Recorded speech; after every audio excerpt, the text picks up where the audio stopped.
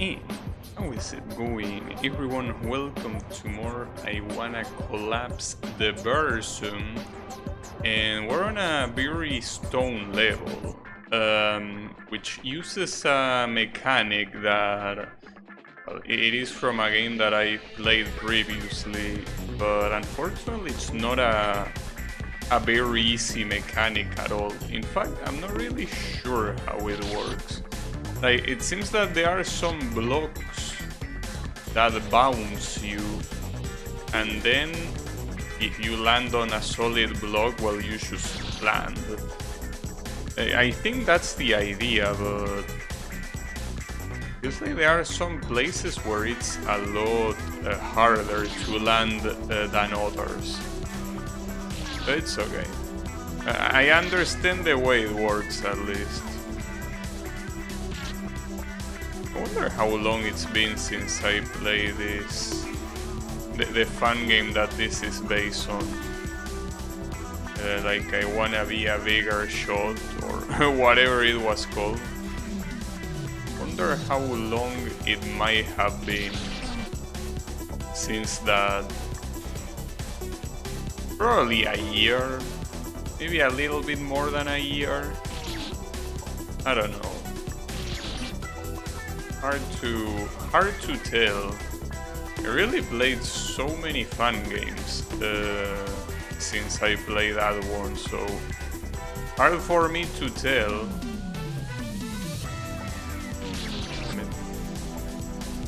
Also gotta remember that this whole place has reduced gravity, which means that every jump is gonna be higher by default.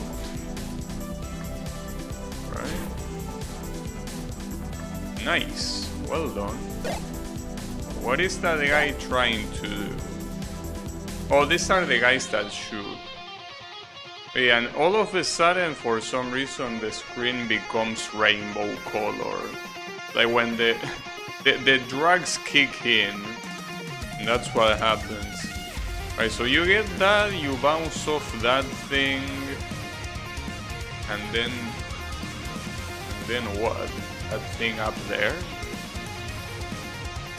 So wouldn't you die if you do that? Well, I will have to. As I say yesterday, this type of things that let you see the screen to me are not useful because I need to see it in my muscle memory. That's the one that matters. So for some reason there are some of those blocks that bounce you off and other that serve as platforms. So that one bounces, but that one is a platform for some weird reason. I'm not sure what's the logic behind that. They seem like the exact same type of block, don't they? They look exactly the same, so I don't know why one bounces and the other one doesn't bounce. But that's fine.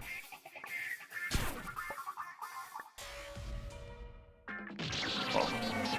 I guess that one maybe would have been useful to use the telescope for. Or not, maybe I would have forgotten anyways. Oh, you can use that in the air to do that.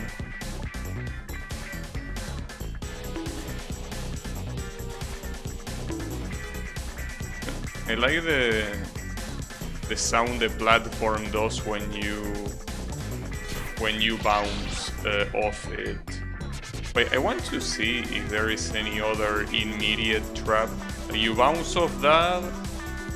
Wait, but that thing is close. Well, you can just fall there, right? You just fall there. I'm assuming that thing is up there for when you come back, right? Maybe. And also, how is it going, Kyle?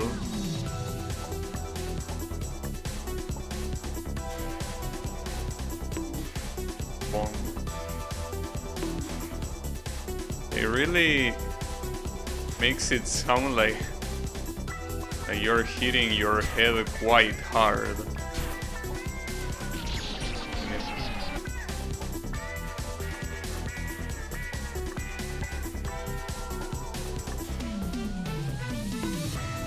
It's the typical Flintstone sound effect. Like when someone hits someone else with a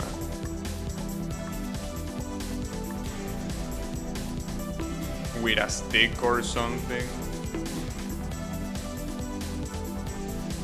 The classical bonk sound.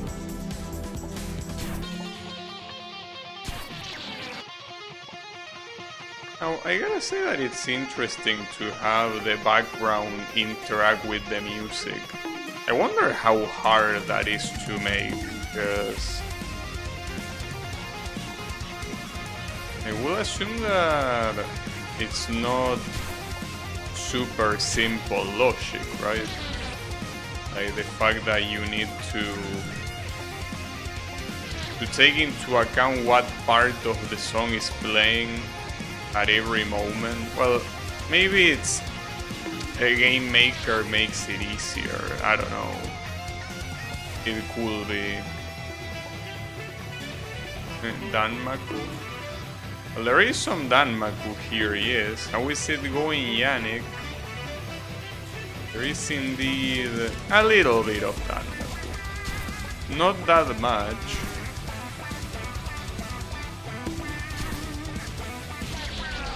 Oh, that's the issue. If I jump there, it will just make me float. Wait, but that still doesn't answer how I will be able to to do that. Oh, wait a second. So you lose the ability to flip gravity when you touch the black ray. But the black ray right there is surrounded by spikes. Do I need to do it extremely fast or something? I don't know.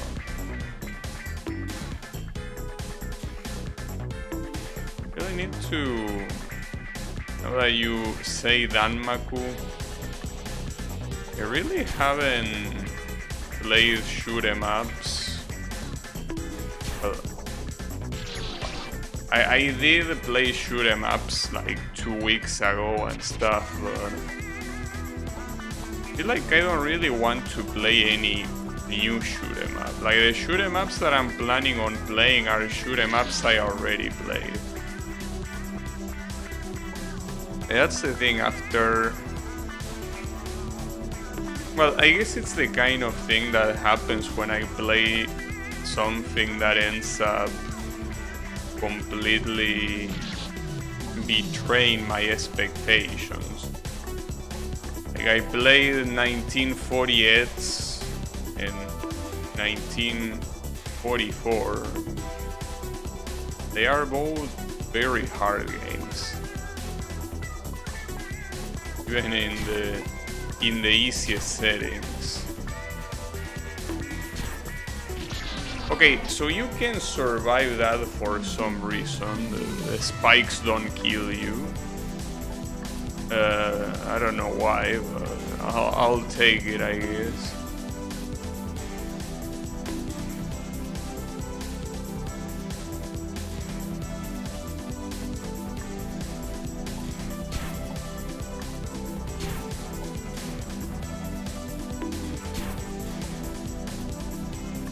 Go. I guess I need to remember that the spikes sometimes don't kill you there. I'm assuming the red thing is a horizontal, a vertical. Yeah. Yeah, you're immune to some spike, because if you go down, you get killed. So that's mostly because you're going up against a wall.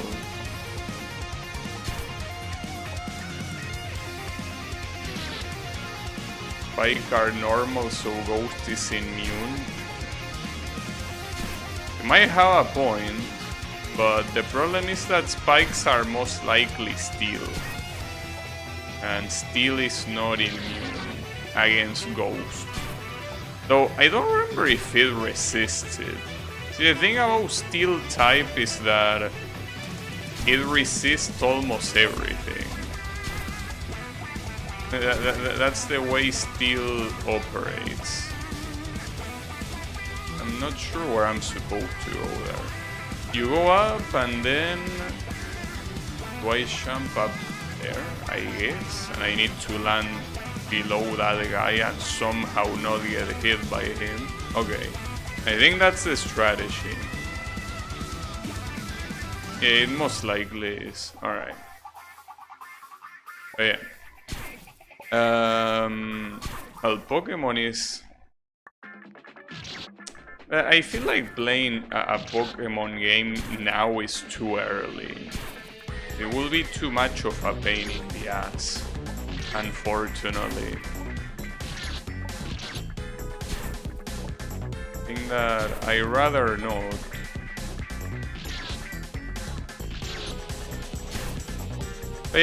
I'm also checking new games that are not new, but I mean new to me.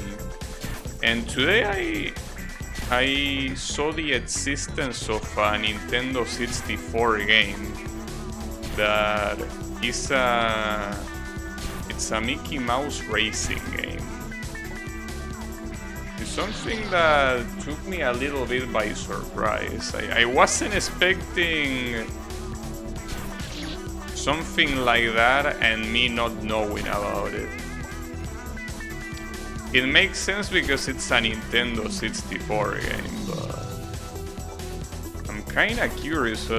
I feel like a game like that, it's a little bit suspicious that I haven't heard about it. Because usually, when you have a racing game that is from a popular franchise, you usually will know of it, but I never heard of that game before. Steel and Ghost are neutral to each other? Nice. Yeah, I mean, I don't see why either of them will resist each other, so... Well, not like they are not nonsensical resistance, but yeah. Interesting. I might play that one at some point. The thing about racing games is that they are just my jam. I feel at home with racing games. Just the way it is. They are very powerful games indeed. Very nice games. Now this looks like a very big fuckery, I can tell you. This looks quite challenging. Nice.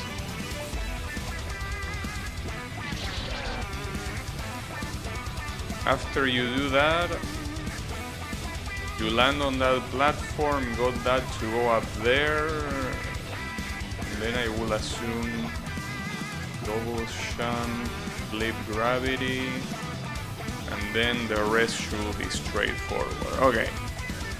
Understood. Okay. Long checkpoints. At least on the bright side, these long checkpoints allow you to see the whole layout of the screen. So you cannot get taken by surprise.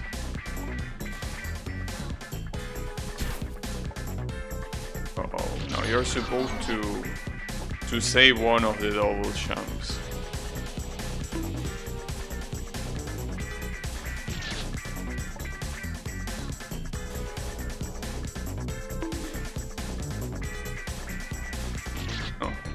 Why am I flipping gravity immediately?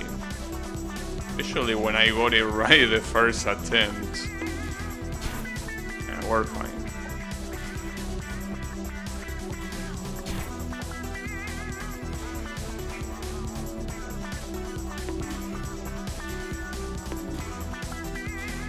Okay, that'll work. And I'm a little bit concerned about the fact that I'm not seeing the bomb yet.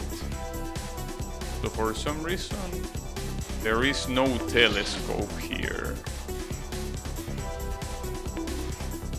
For what reason, I don't know. It might be problematic.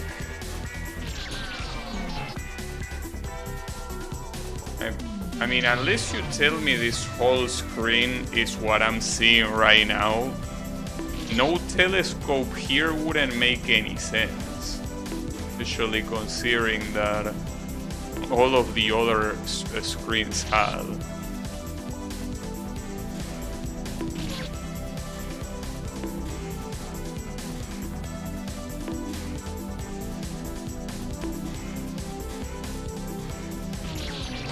I'm going right too fast. Way too fast.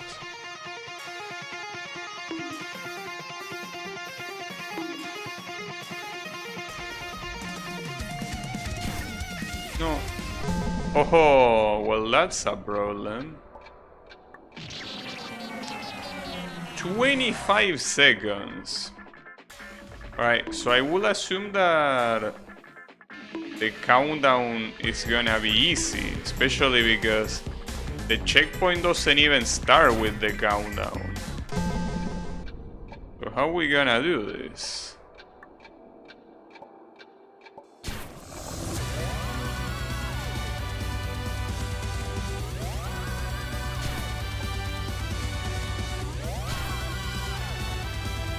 Oh, there is the portal. Well, there is the portal. I probably should have gone up. But at least we don't need to go back all the way. That would have been an issue. Would have been quite an issue.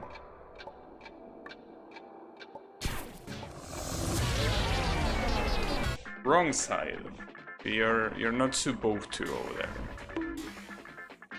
Supposed to go the other way. Now, I do wonder how long this game can be, because well, I hope it is longer just so I don't regret leaving it for today. I fucked up, but yeah, no problem. We'll do a second take. That's definitely gonna be enough time. Actually, it would have been enough time, assuming I didn't die.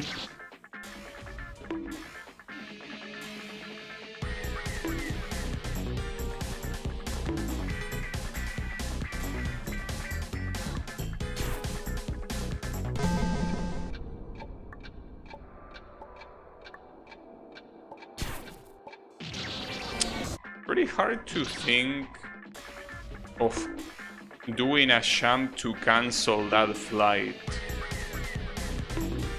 Feels that, especially when you're going upwards, because when you're going horizontally like this, it's more natural. But when you're flying upwards, thinking of a sham to cancel that seems a little bit hard.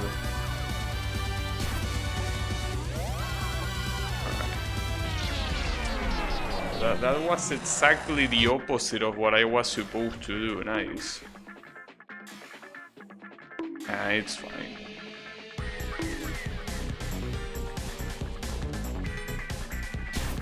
Now, I gotta tell you that the weather right now is pretty interesting. So, basically, today the maximum temperature is close to 20 degrees. But But tomorrow the maximum temperature is gonna be 10 degrees, apparently. Or something like that. That's a little bit weird. Going from one day to the other with a 10-degree difference. It seems weird. You will probably see me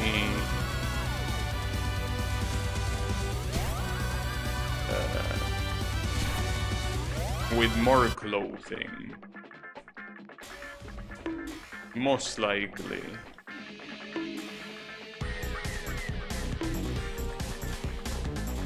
I guess the real cold will come. I will say that my computer, when it comes to the heat, only has trouble running Genshin. Doesn't really have trouble running anything else. Even some emulator games that can be more or less taxing to the PC. It doesn't have a problem with that. It's only with Genshin that it's an issue.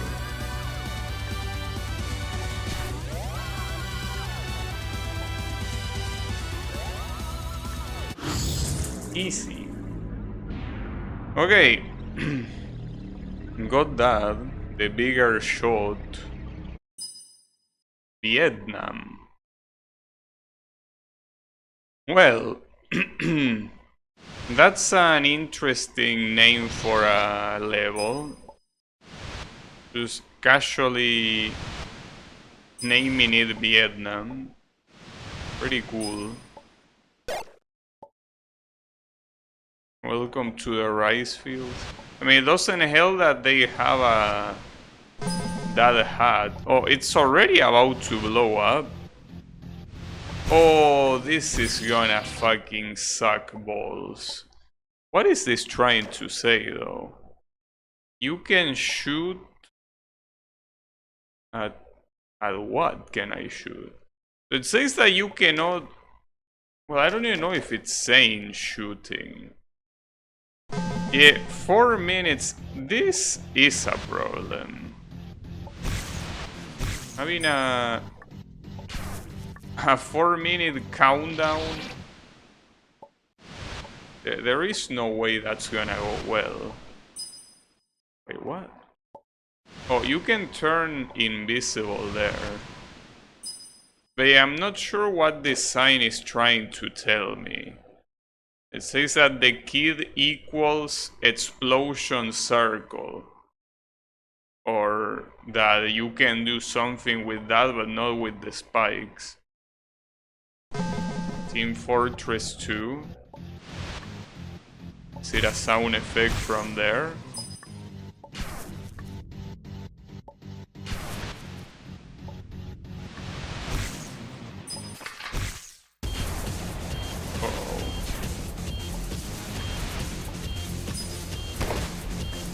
Wait, I'm invisible and you can still see me? That's horseshit. Not to mention you can shoot through the wall.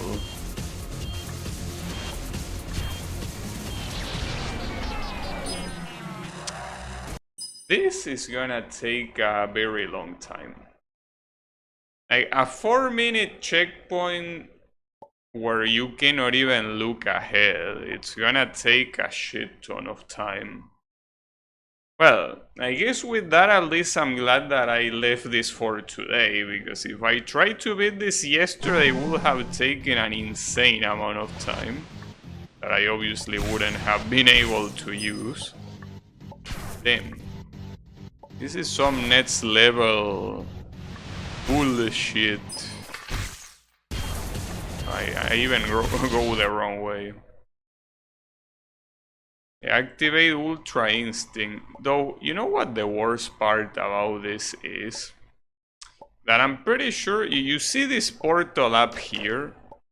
I'm pretty sure you're supposed to go somewhere just to return here. So a lot of things that you are seeing, I will have to do them again. Probably.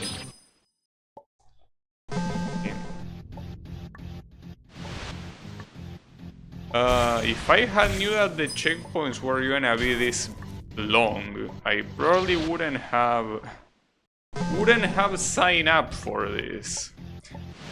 These checkpoints are very long. To the point that, considering that it has gimmicks and also these long ass checkpoints, I'm surprised that the difficulty is not higher on Delicious Fruit. I remember seeing another game that had a similar premise that was like very long checkpoints and very unique gimmicks, and it was completely over. Like the difficulty was clearly more in Delicious Fruit than it should have been. So I'm surprised that this game doesn't have a higher difficulty. Yeah, I don't think that Ultra Instinct is gonna do much here. What I need here is Ultra Patience. That's for sure. Definitely some degree of Ultra Patience.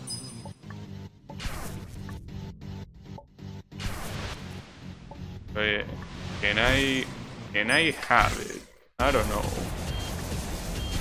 Well, I'm very patient, I guess. I most likely can have it. No problem. Just activate patience, bro. Shouldn't have wasted the double jump. Isn't this game like 65? I mean, last time I checked it was 57. So yeah. Was it going Aglab? I mean, maybe it was 65 when you checked, but when I downloaded it yesterday, I think it said 57. Which I don't think it's a bad rating. It's just that I expected more, considering that there are some similar games that have a way higher rating.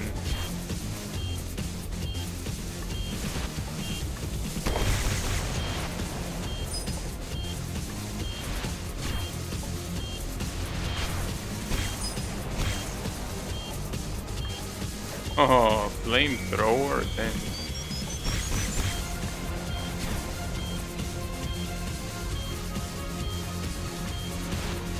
So I'm still a little bit confused about this mechanic with the invisibility cloak. Doesn't seem to add too much at all. Oh, I was supposed to go up because, well, speaking of invisibility cloak, I play this for Fun Game Tourney. I don't understand Fun Game rating very well anyways. Anything between 50 to 70 you will end up being suffering for me. Well, usually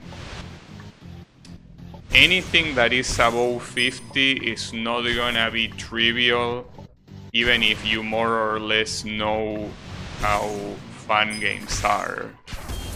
They tend to be like anything above 50 is gonna be, you're gonna struggle a little bit. The amount of struggle obviously depends on how high that number goes, but I'm pretty sure that above 50 is struggling territory. I will say that from 50s to 60s a relatively standard struggling territory. Below 60, above 60, it's something that is more or less, you're gonna be struggling for a while, in some checkpoints at least. And then 70 onwards is the stuff that you will struggle a lot.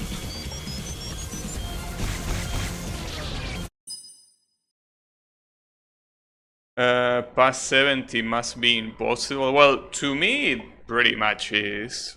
But yeah. How much is Camellia series? The first Camellia I think it's 50. The second Camellia might be 70 something, I think. I don't know, I will have to check. I think that the Camellia 3 might be close to 90, I'm not sure. Well, I know is that the only beatable one for me is the first one. But everyone says the first one is shit. So, yeah. It is what it is.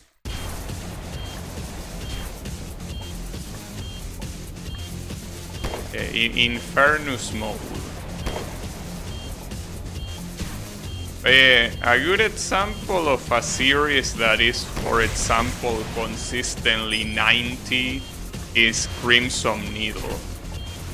It's probably one of the most famous Needle series that fan games have, and it's super hard to beat. And all of them are around 90. That's the sort of stuff that you can expect at that level of difficulty. And then things that approach 100 tend to be literally impossible. Like stuff that only you can do through TAS or stuff like that. That is humanly impossible, for the most part.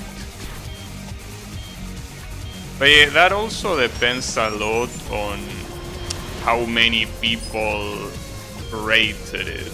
Because I mean, a lot of people either rate as a show or just rate to, oh, I didn't know those were those type of platforms. Yeah, a lot of people rate also to take away visibility from a game or stuff like that, so I think it's pretty clear that the rating average has more value the more reviews are there for a specific game. Games like Crimson Needle have a lot of reviews because they are very popular, and well, Camellia obviously as well.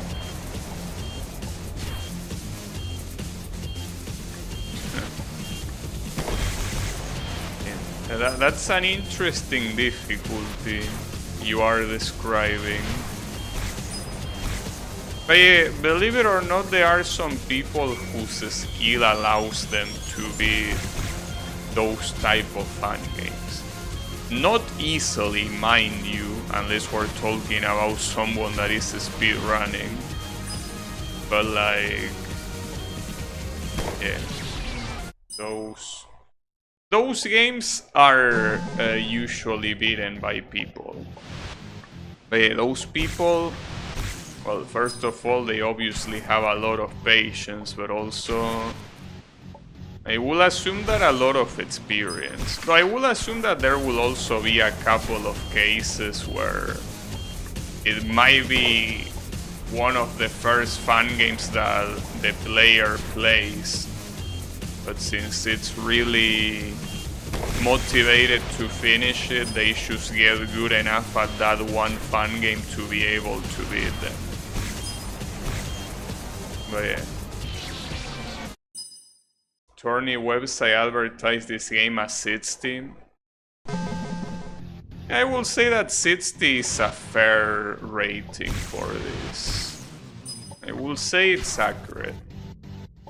But yeah, as you can obviously tell, the difficulty doesn't really come from the platforming. The difficulty comes from the lack of checkpoints. Because the gimmicks by themselves are not hard, and the platforming used for the gimmicks is also not hard. But yeah, in this case, having a 4-minute checkpoint, it's very clearly something that in itself presents a lot of difficulty. I really wish the screen wouldn't wobble like this, because the second time that I got killed by that spike, because the screen wobble makes me misshot shit. I don't think there is a way to disable that. It's very easy to miscalculate when the screen is constantly moving. Was a bit of a visual challenge for me. Rotating makes me sick. Yeah, it can be an issue. But yeah, I don't think that sorry, there is any way to disable it. I think that you have to deal with it. I wouldn't say that it makes me sick though, but it definitely makes the jumps harder. Makes harder to properly calculate distance. That's for sure.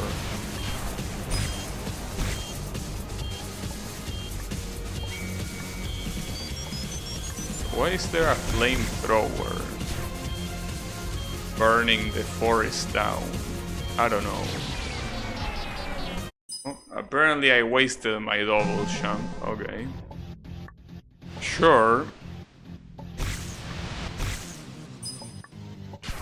Personally, if you ask me, I think that I prefer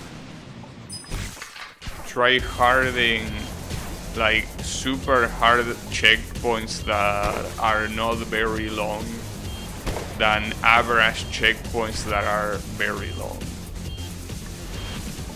I definitely prefer the former. But yeah, that's fine. I can still do this once. No problem.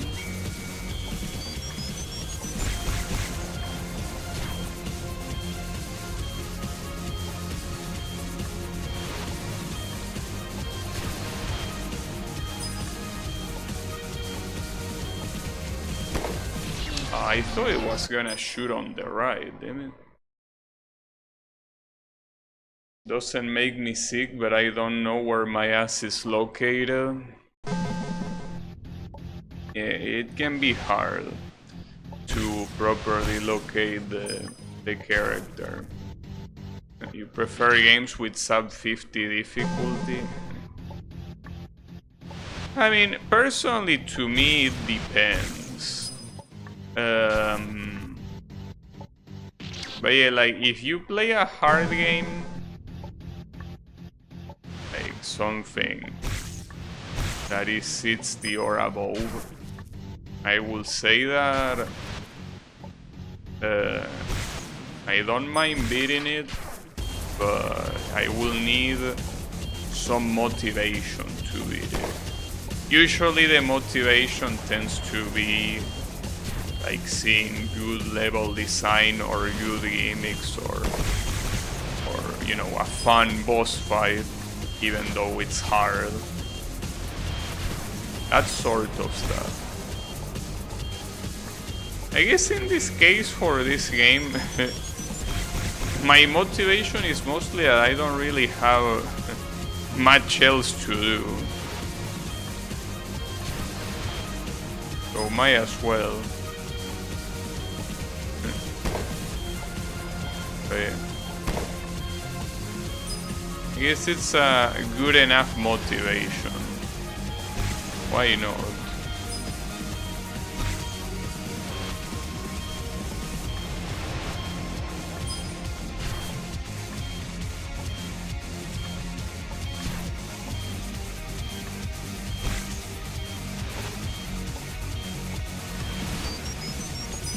This is the checkpoint that killed me last time. But it's hard to...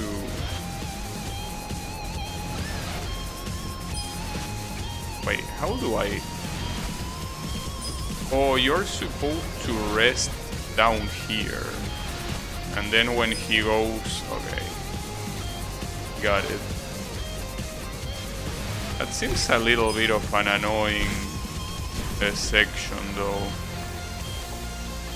There's still 2 minutes to go, so it's not anywhere close to being over.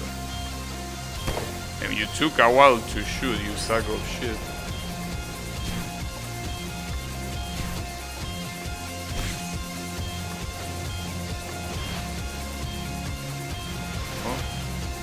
what?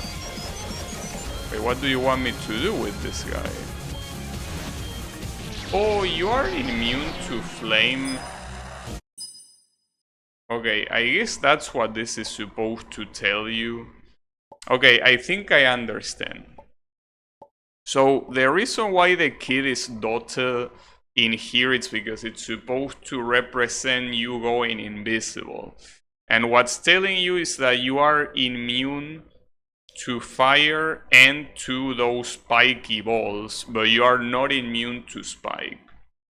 I feel like if you wanted to communicate that, you could have done better than that. That is not very good communication, if you ask me.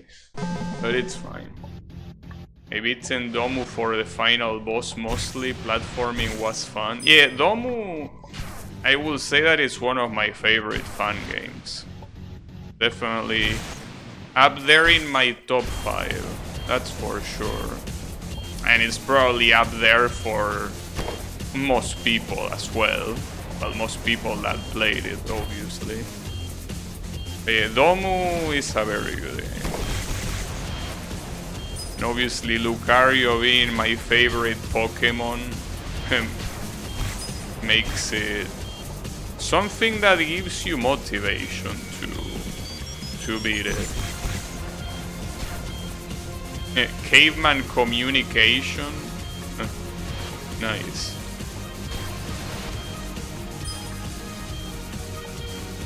That sign was added in an update. Yeah, but I feel that if you're gonna bother explaining the way the cloaking mechanic works, I will at least put words. Like, this is indeed caveman communication. The way you talk makes me sleepy. I mean that as a compliment. Okay. Compliment taken then. That's an interesting compliment, I gotta say. Hey, it's fine. Yeah, that's the type of caveman communication. I will add an extra screen instead with that flamethrower shooting all the time instead. Yeah, I mean, that's usually the way most tutorials work, indeed.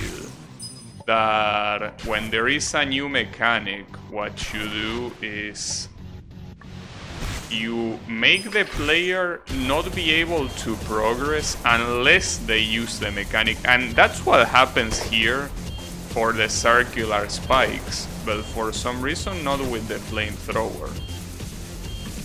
Also, thanks for the follow, S-Medic. I appreciate it. I guess you will now use this stream anytime you wanna fall asleep. Well, that's what some people already do here. I think you will feel right at home, most likely. I need to bait that bullet.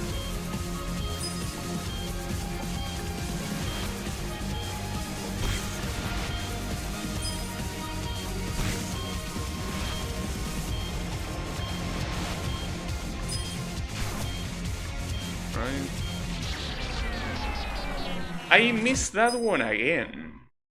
Damn it. Like, that's the type of spike that I get hit because I see the kid being more to the right than he actually is, and that's because of the screen wobbling.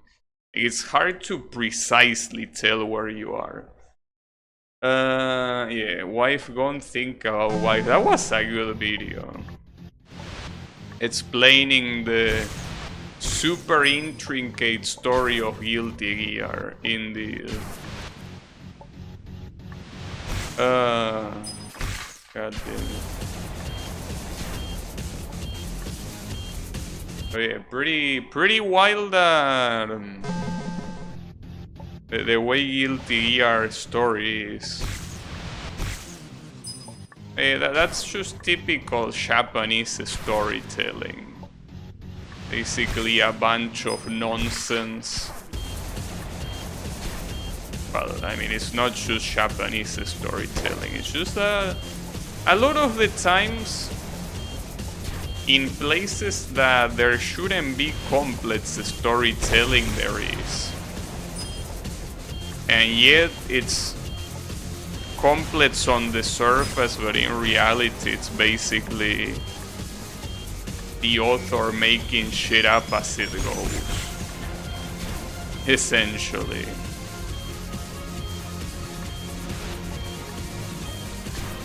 Well, I mean, you could say that about every story, but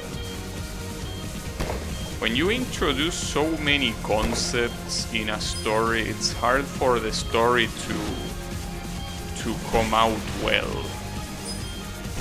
Especially when one of those concepts is time travel. Time travel,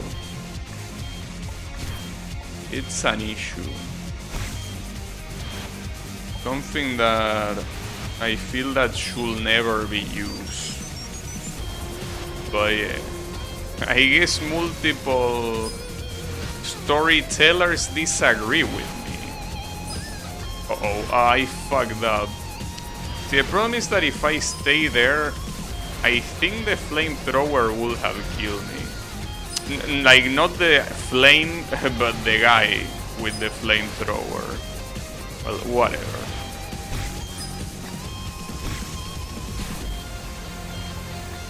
Got that. I'm not sure how much leeway you are given here.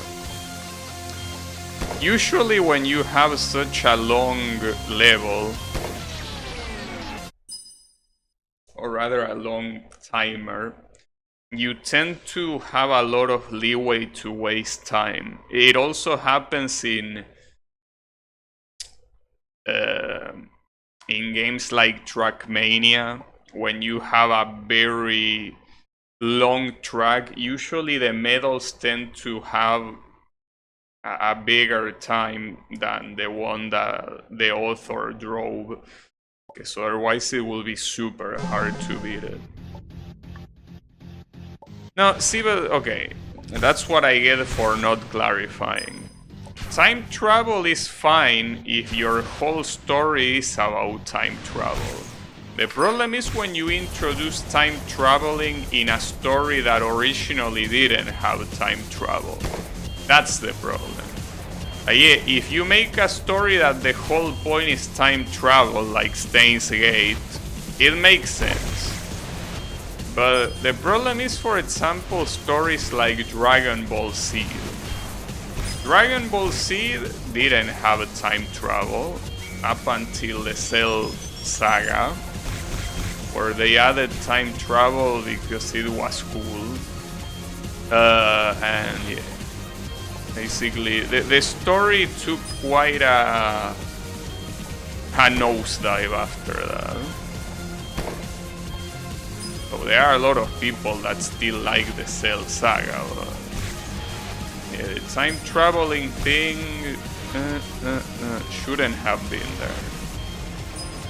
But obviously, in that case, if anything, the time traveling probably did that saga more popular. I mean, after all, it's supposed to be a show aimed at young boys. So if you give them the illusion of something complex and deep, they are gonna like it. It's just the way it works. Still very easy to make some garbage even if you mess around with time travel without too much thinking. You don't know much about DBC? It's fine. But yeah, I mean, the thing about time traveling is that it's something complex by nature. And it's complex simply because it doesn't exist in the real world. Well, I mean, 90% of the things in Dragon Ball don't exist in the real world, but they are not particularly hard to understand, you know? Like, someone with higher power level punches harder. Right, like that sort of stuff is easy to understand, but time traveling is a foreign concept to real life, so you are gonna have complexity no matter what. And the issue is that Dragon Ball is not supposed to be a complex story. It's supposed to be a story about who punches the hardest. So when you introduce something like that, there is no way that can end up well.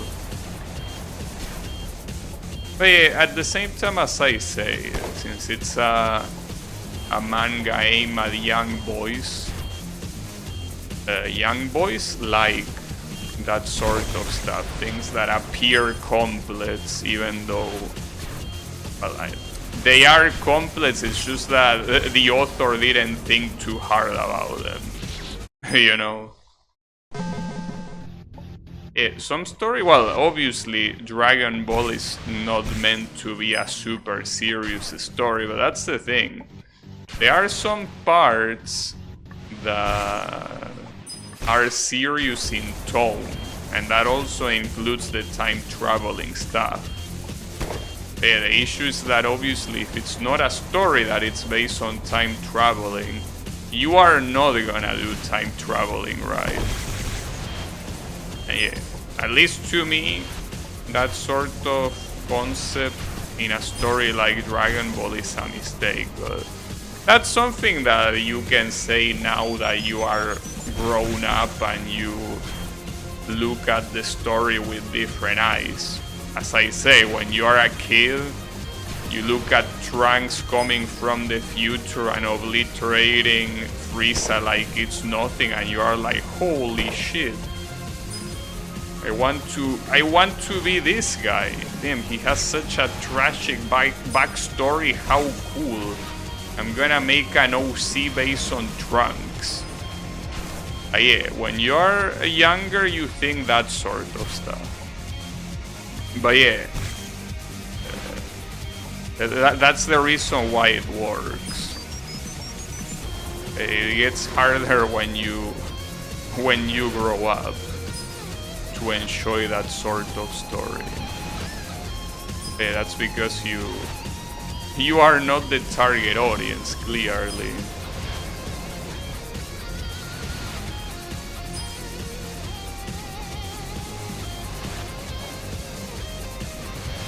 You are fuming at Arc Knight. It happens. It's an effect that gacha games tend to have. It's just the way it is. Wow, I wasn't expecting him to shoot me there. Usually time travel is used to revive a character. Well, ironically, Dragon Ball doesn't need time travel to revive a character. You already have the Dragon Balls for that. That's the funny thing about it. Funny thing is that you just have the Dragon Balls. They were there since day one. And one of the first times they were used was indeed to revive someone. So yeah, Dragon Ball doesn't need time travel to bullshit its way out of dead characters. It can do it naturally. It's the premise of the show. Basically, the premise of Dragon Ball is narrative bullshit. It's very good, very convenient even. Extremely convenient. What can you say? Toriyama was truly a genius. Indeed. Toriyama can really make bullshit happen, but it can also make bullshit seem interesting. So that's what makes a genius mangaka. You can make people interest even when what you are writing is bullshit. Indeed.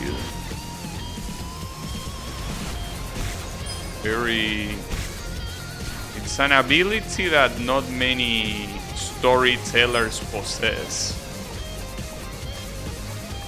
You have storytellers that don't utilize bullshit, but they tend to not be interesting at all.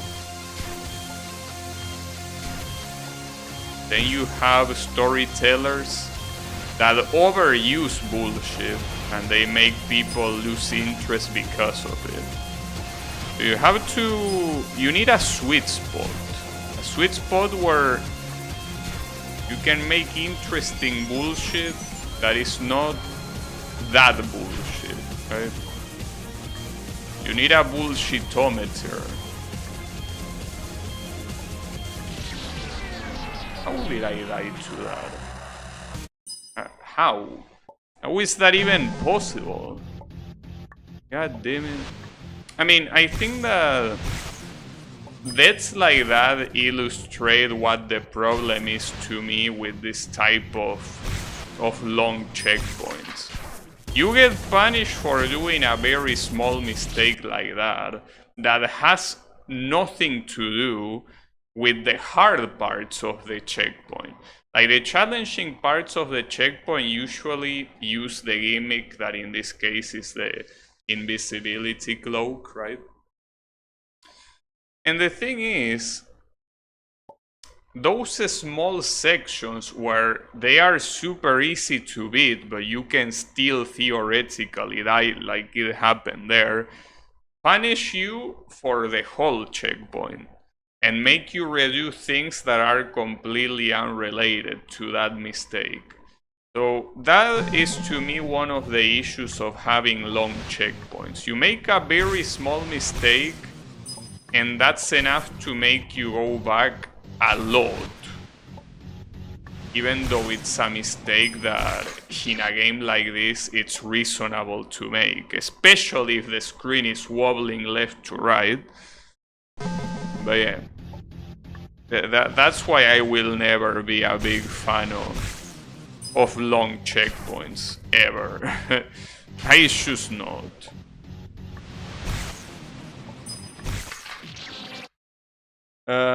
Admittedly, I didn't really watch enough things to say. Well, when it comes to shonen, well, and when I say shonen, see, here's the thing. You're crack at the game, you will get dopamine rush when first trying it. Well, yeah. I'm pretty sure the people that can first try something like that, you can count them with one hand. Like the people that will first try a checkpoint like this, I don't think there is more than 5 in the world.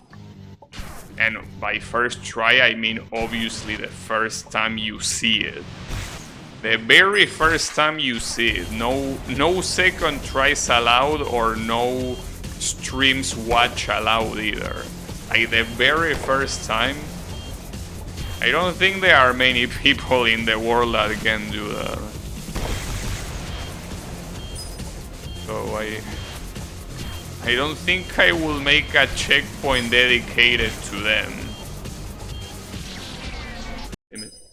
I was about to say, when it comes to shonen manga, or particularly,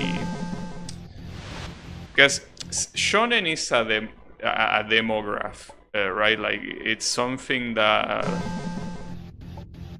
it just means that it's targeted at young boys, but what's targeted at young boys could be many things. Like it could be something like Dragon Ball, where it's just dudes beating the shit out of each other, or you could have things like Dragon Maid, right? There are slice of life degenerate shit. Both of them are shonen.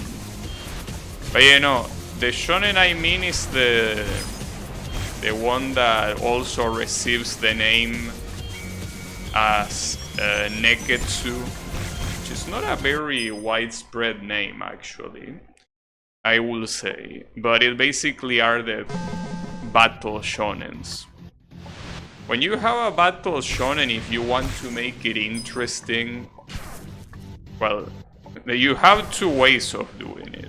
One way is being a genius like Toriyama in the 80s and come up with what he came up with. Or basically make very ridiculous shit that, you know, not many people have done precisely because of how ridiculous it is, right? So at that point, as I mentioned before, you need a balance. You need a balance between how bullshit you want to make it and how interesting it is. So I haven't read or watched Kimetsu no Yaiba, which is like one of the most popular shonens there is.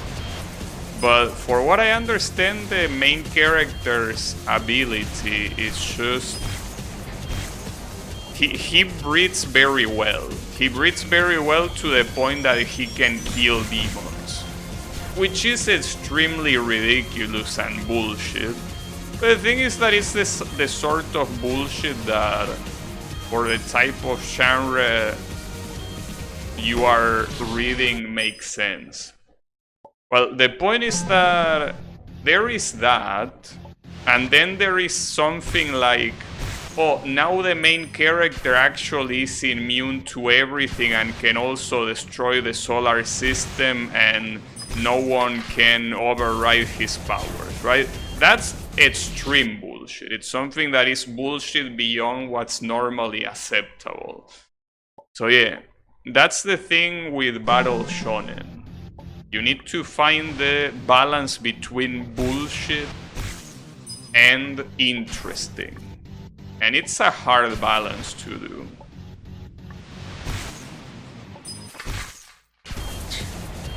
I don't know who you are quoting, Kyle, but I don't think I wanna know. Hopefully you're not quoting yourself. I will imagine you aren't.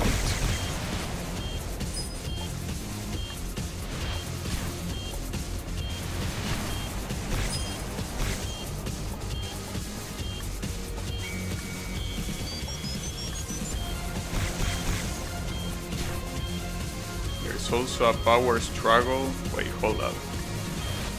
That's the problem with a checkpoint like this. It's impossible to read chat. Well, not impossible, just very hard. Wouldn't really say that it's impossible.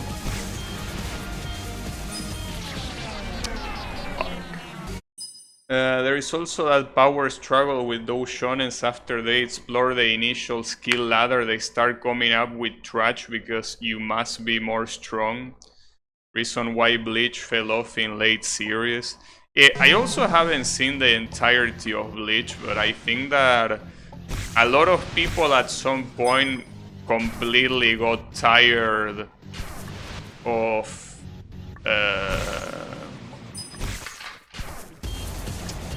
of Bleach, of the bullshit that Kubo, which is the author, kept putting out.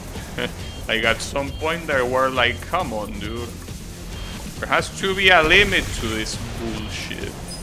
Well, the same thing happened with Naruto at the very end. Like, they just came up with more and more bullshit. And yeah. You were quoting Lukoa. I mean, I'm personally a fan of Toru. If you ask me,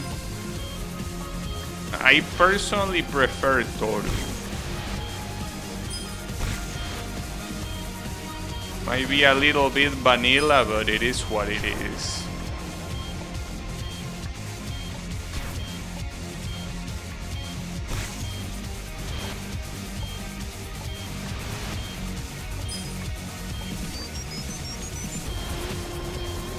Haven't seen new stuff that came up, but I have low expectations.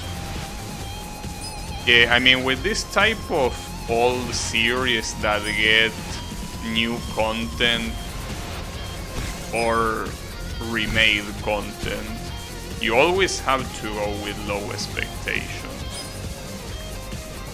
They run out of initial ladder like midway.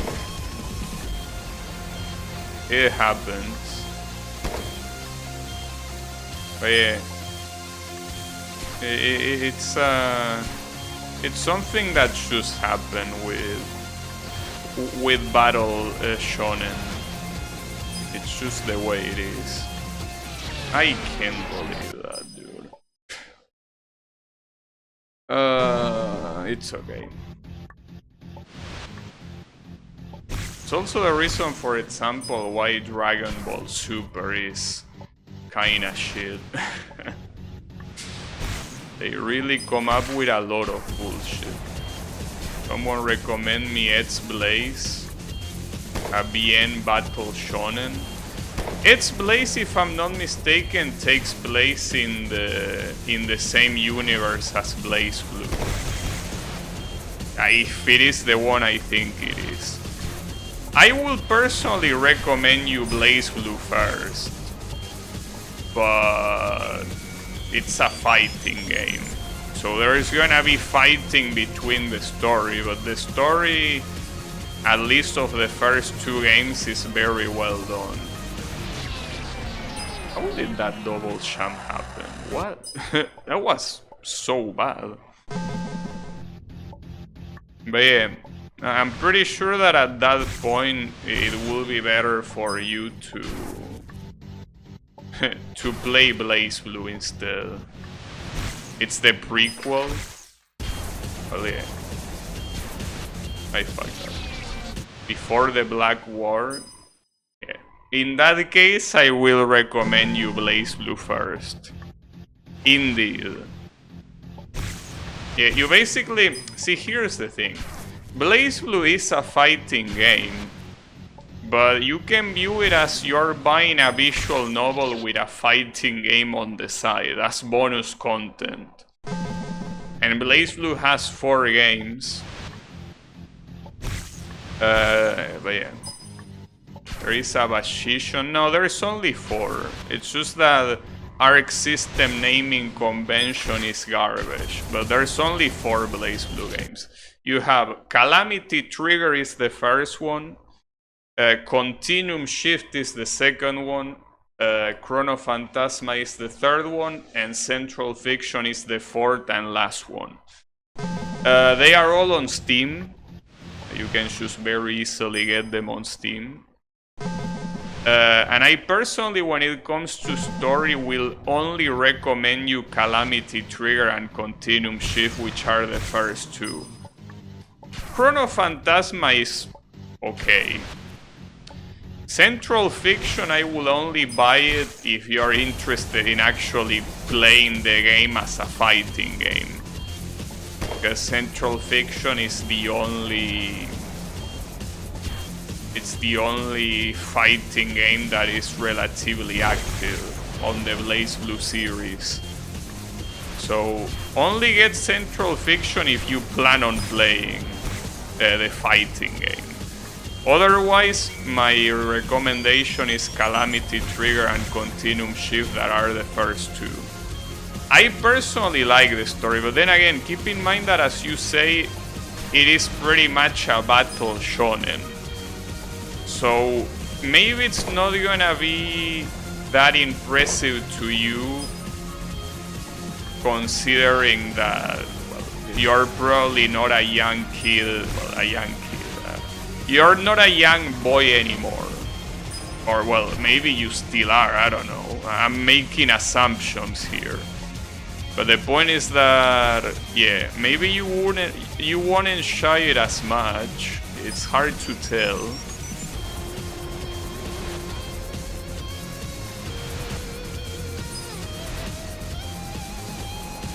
Shrine Maiden kept the Black Beast away.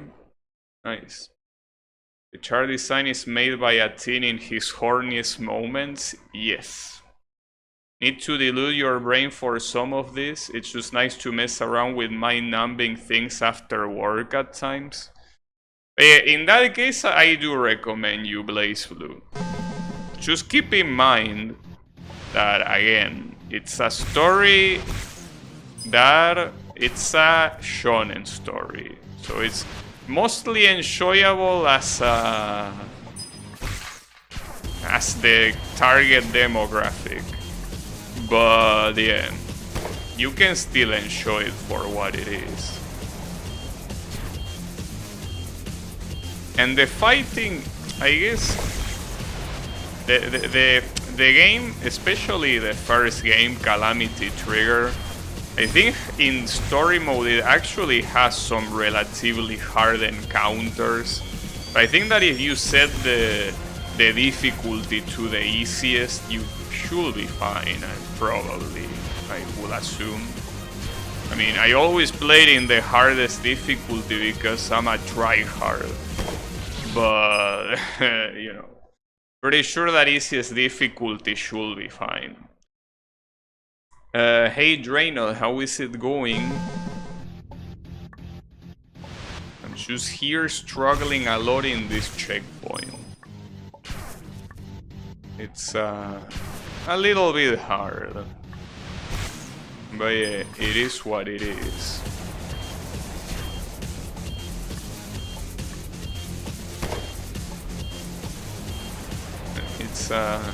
It's proving to be a challenge. As you can see by the 4-minute timer, this is a 4-minute checkpoint. So you fail in the middle of it, and you're back at the beginning. Just like that. No second chances. Well, the second chance is you retrying from the beginning of the checkpoint. But yeah, you need to do it all in one go. It cannot be done in any other way.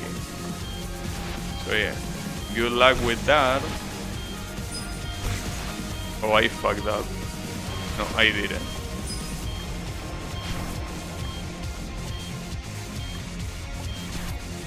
Alright. You land in here. This part is the annoying one. It's not that it's particularly super hard, but the fact that here you kinda want to hurry, to not wait a cycle, is I guess what makes it slightly annoying. But yeah, it's not that big of a deal. Alright. This one can be annoying because you gotta be careful when... That was close. I guess you want to make him untarget you and then come back, so you have more time to dodge. Alright. I didn't die to that this time. Unbelievable. Alright. Okay. Well, this is my... These champs here are my PB. See, but that's the problem. It's not as easy as it looks, because to reach the first bouncer you need to double champ, which means that your double champ is already spent, so you cannot do anything about that. Champ on the top of them? Yeah, that's right, that's what I should do. Yeah, thanks. Yeah, I don't know why I didn't think of that. You should indeed champ at the top and not from below. You are correct. Yeah, I don't know why my head didn't come up with that. But yeah, that is indeed the solution. Well, need to go all the way back there if I want another shot at that. But yeah, I don't know what other things might await after getting through that. A lot of things might await. Okay, he would prefer not to jump there. I guess at that point I should just go invisible instead of trying to jump over it totally. Might as well just go invisible and forget about the danger. It's just a couple more screens. No problem. We got this. We got this. With no issues.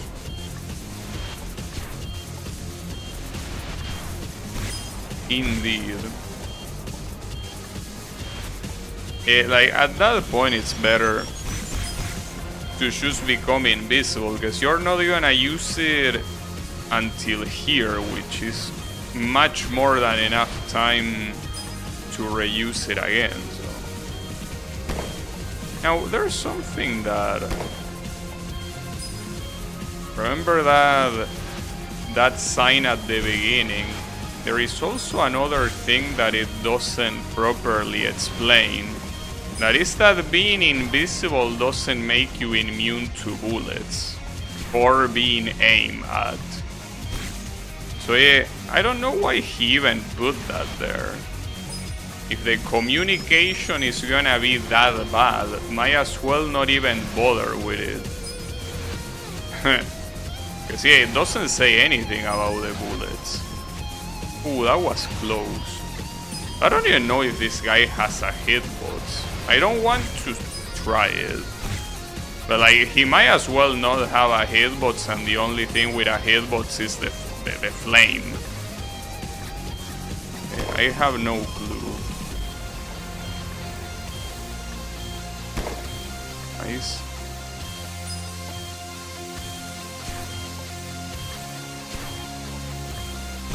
Alright, so I gotta remember when those things come that the idea the idea is to jump on top of them, but not from the bottom. I fucked up. Yeah, like what happened there is a little bit hard to explain, but I hit the wall and immediately jump, which made me use my double jump. So that means I cannot double jump again.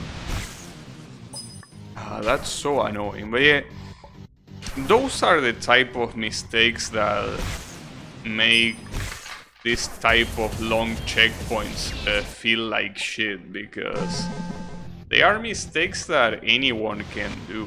They are not related to the screen itself. Well, I guess they are, but I feel like they shouldn't be punished the way they are. So how is it going, Colo?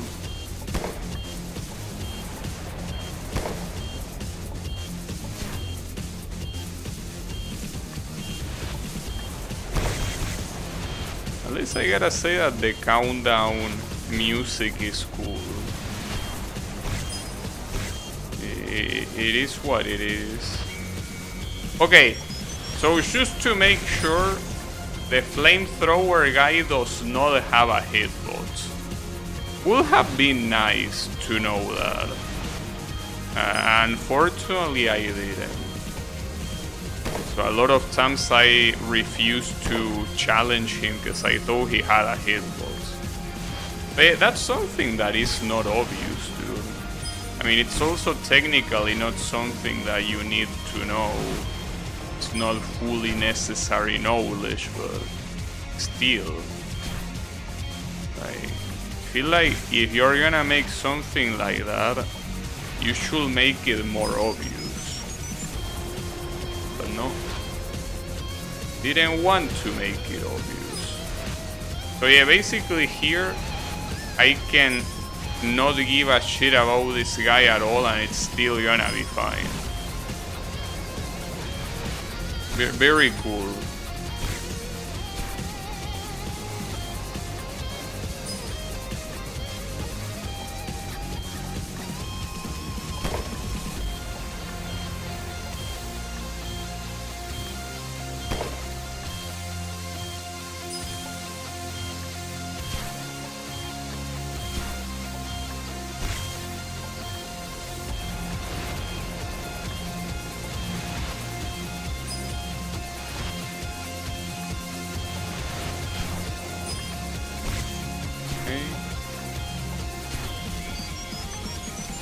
Can you not waste the double champ if it's possible?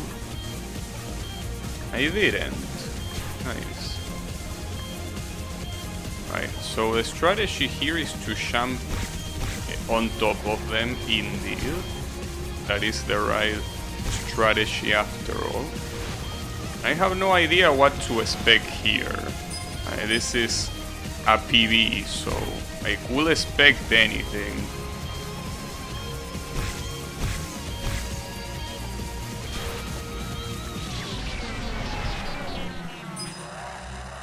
I was invisible there. In fact, you heard the sound of the invisibility coming back after I died. That was bullshit. I was invisible and I still got hit. Very nice of you. Yeah, it seems to be mostly Pizza Tower music. What is this? It's an I Wanna Be the Guy fan game. Why are you mentioning Ubisoft? Out of nowhere. Does Ubisoft live rent-free in your head? Or what?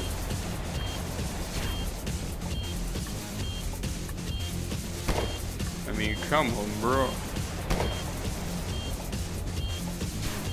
It's never a bad time to shit on Ubisoft. I mean, I just don't see the reason. Because I feel that, you know, I guess you can. But I don't know.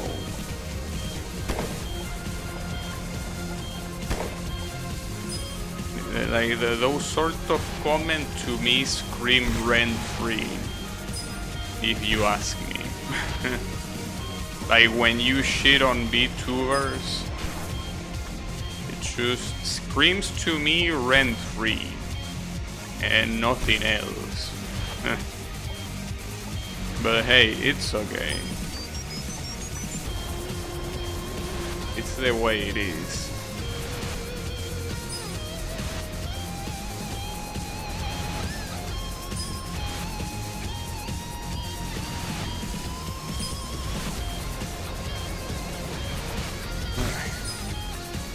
Will this be the attempt? Or will it not be?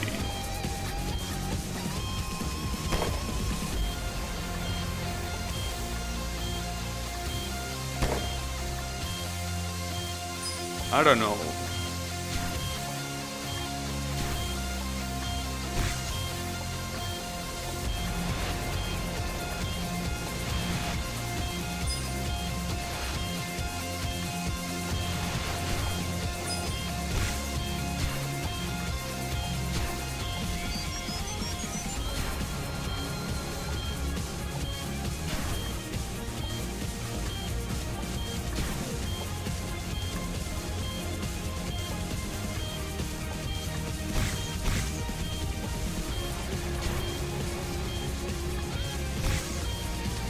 I almost fell. Alright, so I died in this screen that comes here. For some weird reason, but I guess I should save the...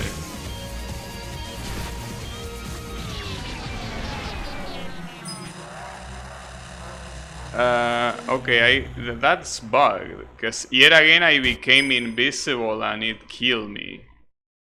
Is that bugged? I became invisible. Now you probably saw it, and then again you heard the sound of the invisibility coming back after I'm dead.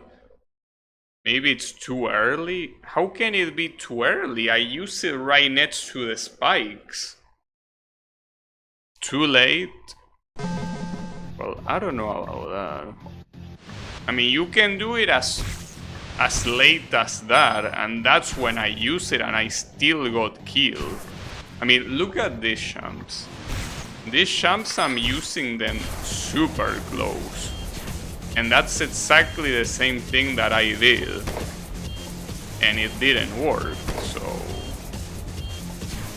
I don't know. There's something wrong there, like... something is not working right. And keep in mind that I did it in 2 completely different times as well. Like, in the first attempt that I got killed, I did it super early.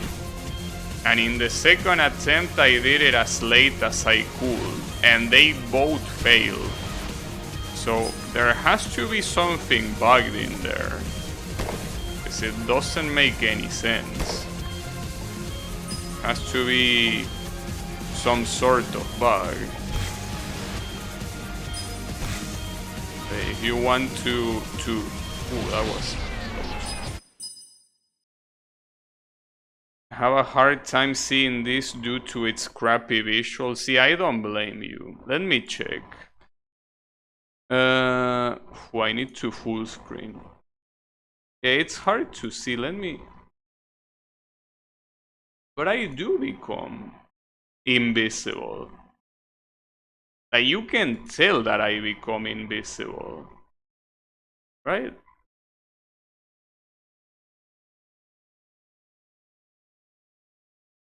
I don't know why it's not working, because it looks pretty clear that I am turning invisible. At the same time, I don't see the leaf effect. Because when you turn invisible, you have some leaves covering your body. I didn't see them. But the point is that I will say that that's a bug, because if I turn invisible without leaves, it's not like I choose it to be that way. You don't, but that's the thing. That's not because I activated it wrong, because there shouldn't be a way to activate it wrong. It's like you either activate it or you don't, right? Though, maybe, I don't know, like that's the thing. We'll have to see when I get there, but the problem is that that's a very far place. Yes, there's something fishy. Problem is that I don't know how to remedy the fact that that happens. Because as I said, I already tried the 2 extremes. Doing it super early and doing it super late, and both failed. So I'm not sure what else to try. A little bit lost. I mean, this wouldn't be so much of an issue if the checkpoint wasn't longer than an anime opening in the full version. Yes, it actually is. Maybe enable it in the ground. Yeah, but that's not a thing, dude, because there are some of those spikes that require you to activate it in the air. Like, it's not that it's something that... I can't believe I missed that. Holy shit. You get translucent when the cooldown finishes. You try to enable it before the cooldown. You think so? I don't think that's the case either, because the cooldown, well, I don't know, it might be the case. As I say, the issue is that if I want to see it, I need to get all the way back there, which is hard. But yeah, maybe that's the explanation, that I am already invisible, or because of one of the things that you need to do earlier. So I think I'm activating, but in reality it's already active, and I'm just activating when it's over. I fucked that up.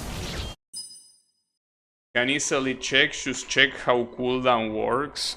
I mean, basically, when you become invisible, well, you are invisible. Invincibility goes away, and then after like 2 seconds, it makes a sound effect that the invisibility is back.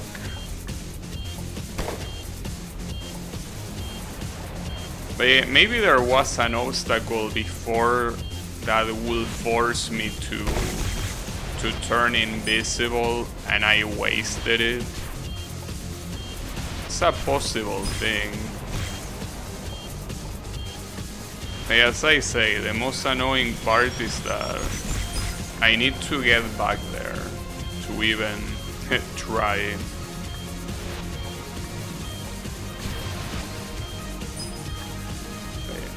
And this, folks, is why you don't do 4-minute long checkpoints. This is why it's a bad idea.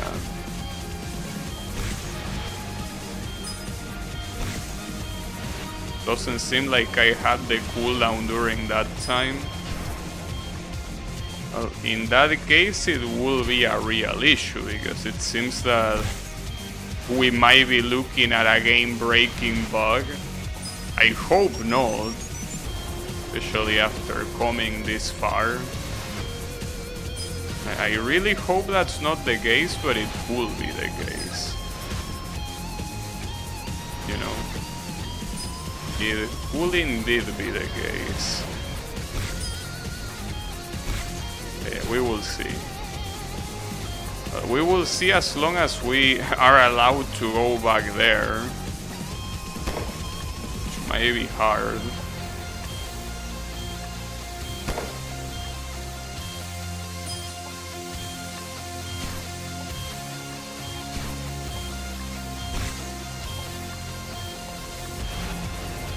I mean, I will try to make that section slower.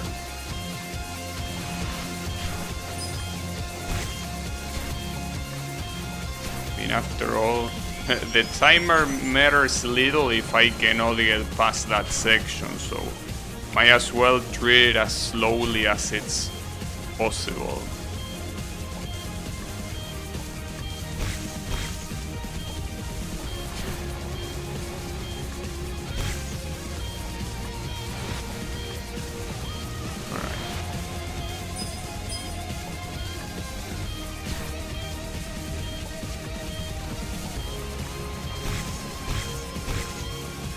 Okay, I have the invincibility here, so let's see.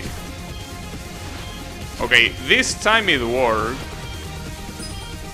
I mean, I felt that I didn't do anything different, but I guess according to the game I did. I might have.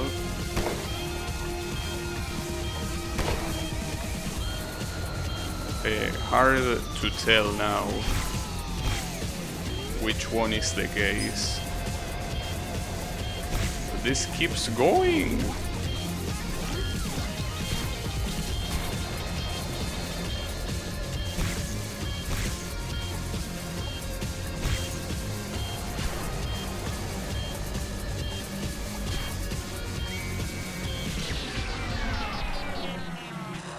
Why did I lose my double jump? I don't know why I lost my double jump. Maybe I pressed it twice very fast. That's a shame because that was the end. For some reason my double jump didn't work. I might have jumped twice, but I feel like that shouldn't have been the case.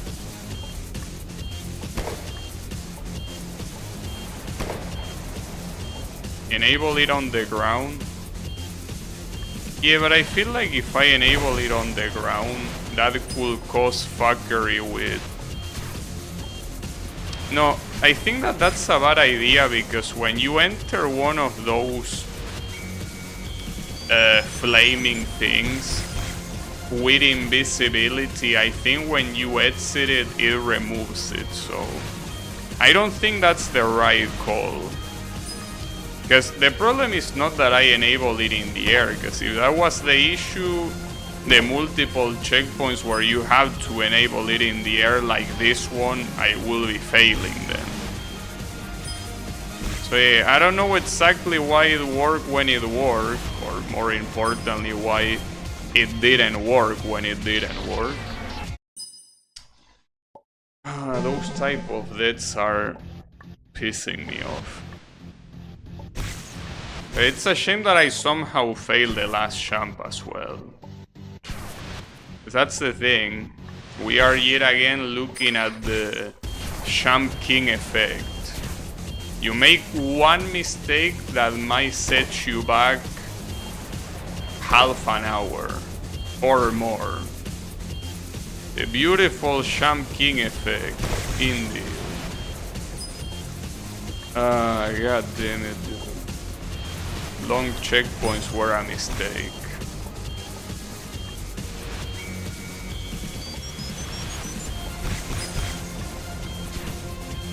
I think there is a tiny cooldown after exiting the red-blue state. Yeah, it could be. Yeah, you might be right. That when you enter that, you cannot use it until a little bit. I guess that will be the case.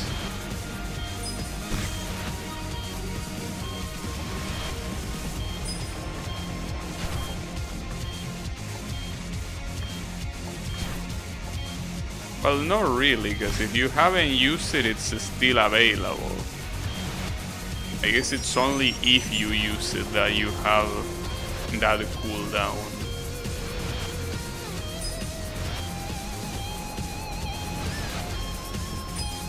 Can I do this in one go? No. It was worth trying, but yeah, no, you cannot do it in one go.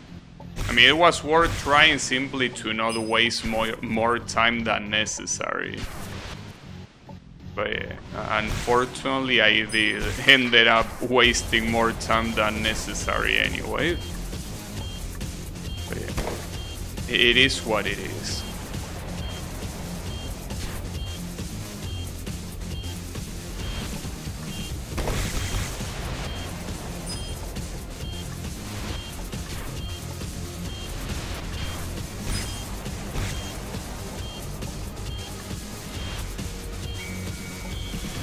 On the bright side, at least I know how to do all the champs. Just that I need a clean run, which can definitely be annoying to get. Wow, and I died to that. Nice. Damn it. At least I want to believe that this is the final level. I want to. There's probably a boss after this, but I just want to believe this is the final level, guys. Dealing with more of this long checkpoint horseshit, I think that I rather not. I rather not deal with it.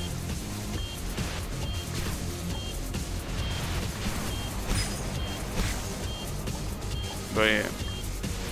Well, we also know how hard the boss could possibly be. For all we know, the boss could be bossy tier.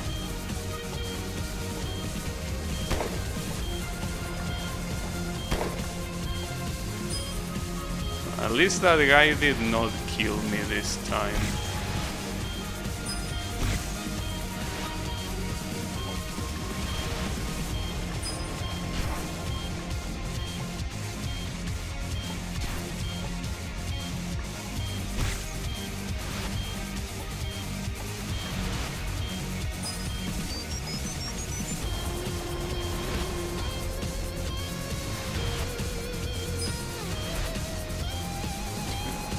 Hida mains.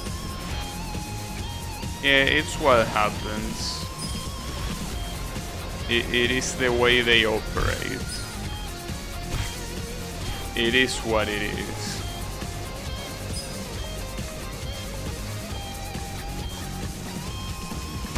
No. Oh, that was very close.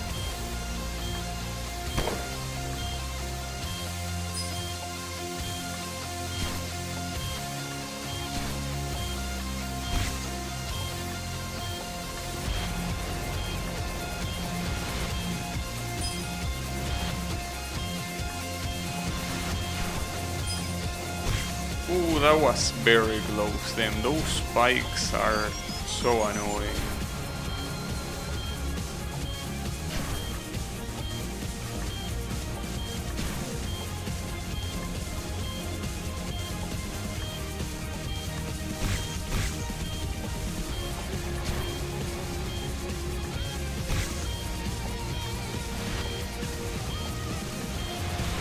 But I'm still afraid of that section fucking me up again. Really hope no.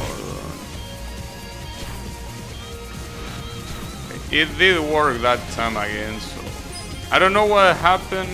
Maybe it really was my mistake. It's just that I would like to know exactly how it was my mistake. Something that might not be important anymore, well, hopefully. Alright.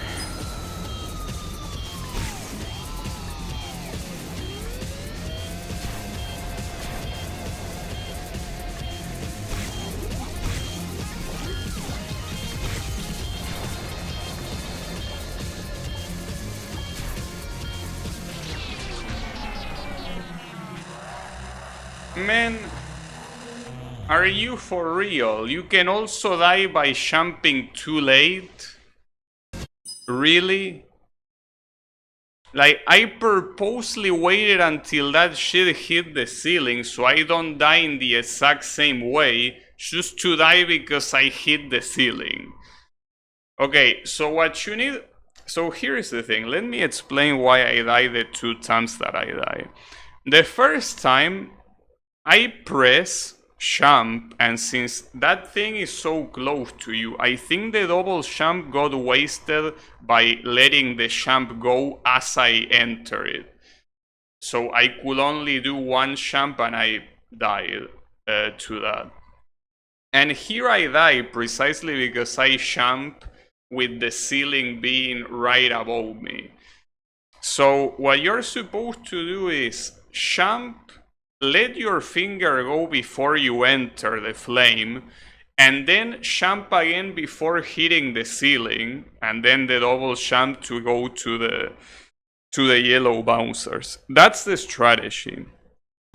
Just that there are so many, like the way the jump buffer works, there are so many inner workings in fun games that can fuck up something like that. Like the jump buffer in things like this is very annoying. Because see, for example, well, I don't think I should... Well, I'm gonna exemplify here actually. So one of these yellow bouncers, right? So let's say that I hold the jump button and I let it go immediately after hitting the yellow bouncer. That's what happens. Your jump is not as high as it should be. So for these things, you either do 2 things. You either jump and let the jump go before you hit the yellow bouncer, which is not that easy to do, especially if you jump from below. Or you hold the jump button all the way until you need to jump again. So those sort of things are the kind of things that in that final jump can fuck you up very badly. And those are things that might not be that easy to understand if you just see it. I went to the wrong side. Like, if you should see it from the outside, it might not be that easy to understand, but they are little things that make the whole thing very annoying. Which is also the reason why I hate the bind mechanic, because bind mechanics also play with the jump buffer. I absolutely hate binds. But unfortunately, these things also play with the champ buffer. So you just have to be ready for it. I think some people like to call it negative edge, because it's kind of like you are, instead of paying attention when you press the button, you're paying attention when you release the button. That's why, especially in fighting games, they are called negative edge. Well, we were talking about BlazBlue earlier. In BlazBlue, there are some characters that make use of that negative edge mechanic. You have to let a button press, and an action only comes out when you release the button. Those are usually the puppet characters. The characters that control a puppet. So you hold a button to make the puppet listen to your commands, and you release the button to make the puppet execute a command. And usually when you release the button, you also have to make a command movement with the D-pad or whatever you're using. So for example, there is a character in BlazBlue called Carl that is a puppeteer character. So one of the movements that is called con foco, it's basically a forward attack with the puppet. So the way you input that is you press D. D is a button, no, not these nuts, no, D. You press D, you hold it, you don't just press it, you hold D, you do half circle forward with whatever directional input you are using, and then you release D. That's how it works. And that's just a basic move. It's not like it's a super that insta kills you or whatever. It's that's a basic ass move. But yeah, pretty cool, I gotta say. And BlazBlue is that type of game. It has very complex shit. They don't make fighting games like that anymore. Or at least not expecting to sell. That is. I can't believe what just happened. I got the green thing that increases your speed, and I used it before I hit the yellow one. So I ended up not bouncing, because I was going so fast that I completely ignored the yellow bouncer. Fuck, dude. What a pain in the ass. Yeah, Sato 1, well, if you're a Guilty Gear player, you have Sato 1. The puppet name is Eddie. So to control Eddie, you need to also use the negative edge technique. A lot of people like to call this type of characters made for scientists, because they require a lot of training and analyzing to get good with them. Obviously, that's mostly for getting used to the basic stuff. Once you understand more or less how the basic stuff works, usually characters like Sato 1 are extremely brain dead. Now you basically mix up your opponent with the same shit over and over. It might be a little bit hard to get past the initial execution barrier.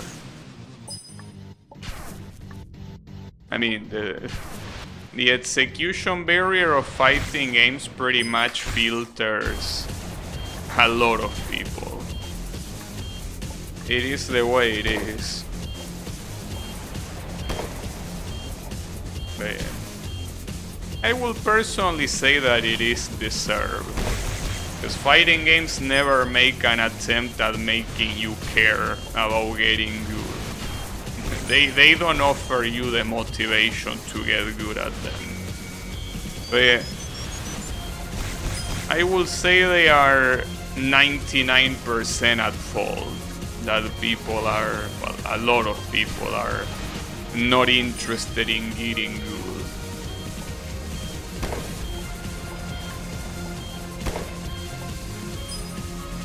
But if you want to make a fighting game successful online, I think you have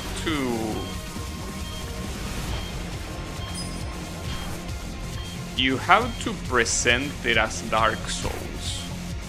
Like Dark Souls, you have a single player mode where you go around doing different shit, but more importantly, practicing the way your character moves and perfecting it.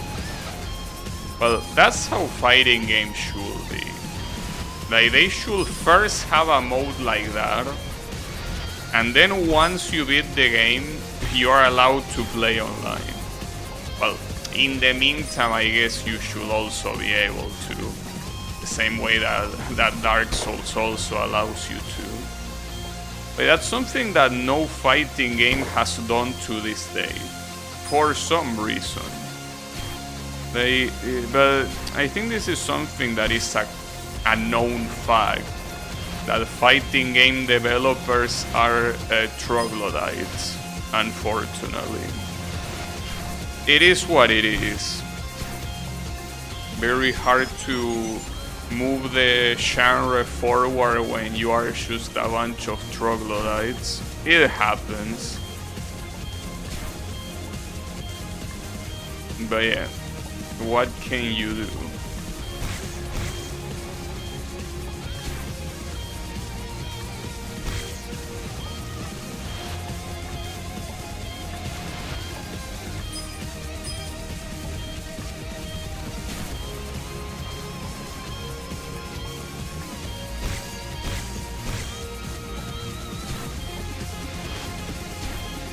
Well, at least that one section, I haven't died to it yet.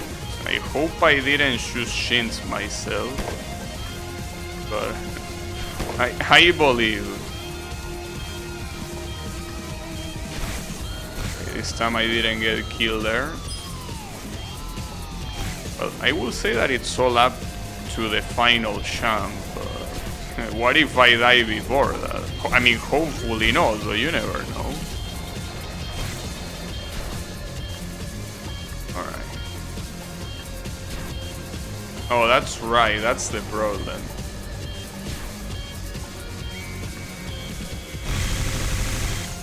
Okay, that worked, and now... And there's more, really? Oh, this is the beginning. Oh yeah, the portal, okay. I remember. Well, at least we got this shit. She things. Harass your local multiplayer? Of course. It ain't over yet. I will assume that there will be one more final boss to seal the deal. I guess we will... It says 101 or... It just seems to be a random platform. But yeah, no shishis yet. This still ain't over. Oh, where are we going? Well, there is a boss, obviously. Oh, okay, the boss is the guy that appeared at the beginning, so this is very clearly the final boss. The question is how hard it's gonna be. Okay, it turns into an egg. At least he didn't turn into a pickle. Gotta look at the right side. Hey, that's the wrong side, you moron. I'm here.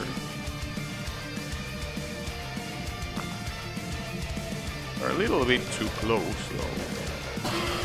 And so that's extremely easy to dodge as long as you switch sides right before he decides to do it. Well, don't mind me if I do. So yeah, something tells me this guy is gonna have a second phase. Most likely. Yeah, you can tell by the full health bar. So what comes now? This is an avoidance. Hello. They're random. Does that mean there will be a lot of RNG?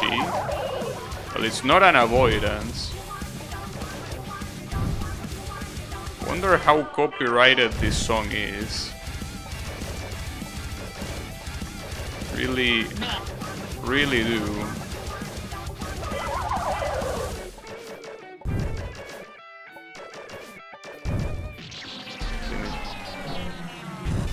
It's Pizza Tower. Well, even if it's Pizza Tower, it can still be very heavily copyrighted.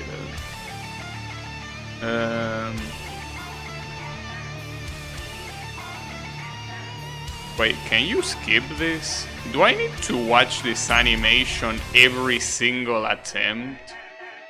You really didn't implement a skip functionality, or did I press the wrong button? Maybe I pressed the wrong button.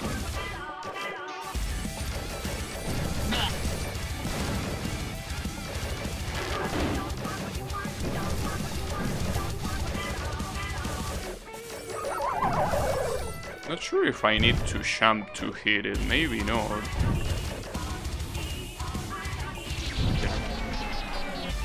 Okay, you can skip. I don't know why it didn't work last time, but now it does. Just press S. You can only play Miyako if you are a UV, just like you can only... What? What's a UV? I don't know what UV means.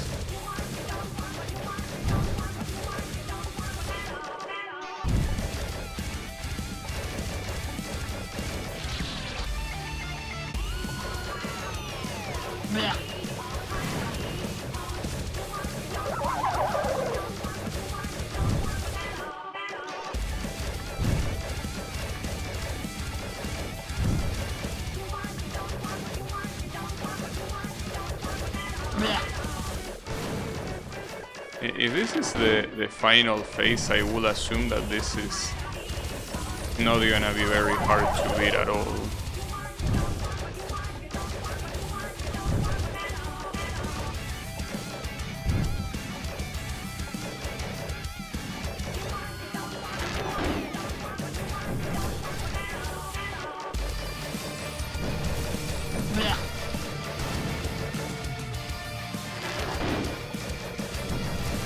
Almost dead. But is he actually dead? No, not yet. Do we have a Soul Green phase 2 situation? No, actually not.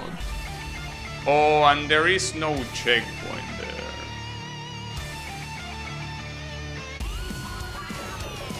That's what it means. Maybe.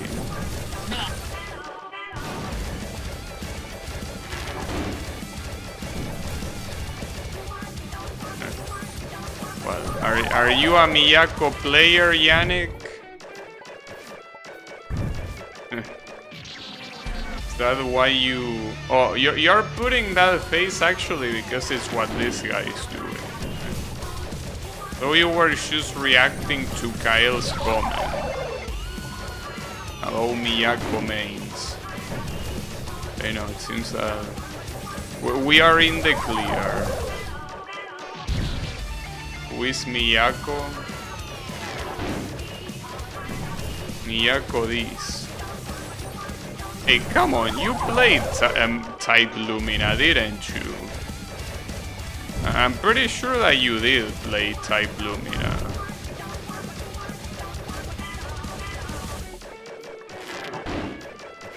You had a small feeling. Especially small. Indeed.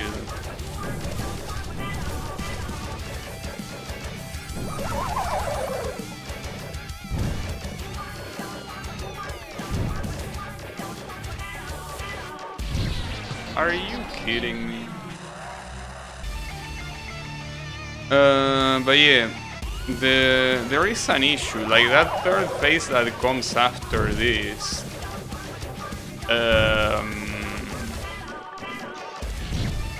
Doesn't have a checkpoint. So you have to do this all in one go. But that's fine. I mean, I guess on the right side, this might be the... I don't need to pad the stream with anything else after this. Or maybe I do, I don't know. Because it might not take that long. Hard to tell. I was surprised the first phase had a checkpoint.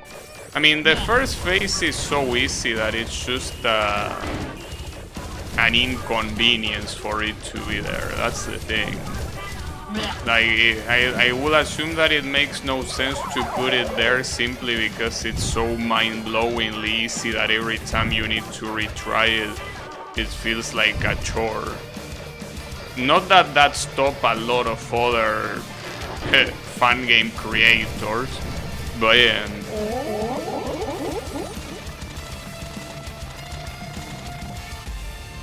Yeah, given the previous save installment, I agree. Okay, you need to time that right at the very end. Like, you need to wait for the very last moment that that asshole is about to charge at you and then jump. You cannot just wait a little bit. You have to do it very, very late. Like, you need to wait the longest possible.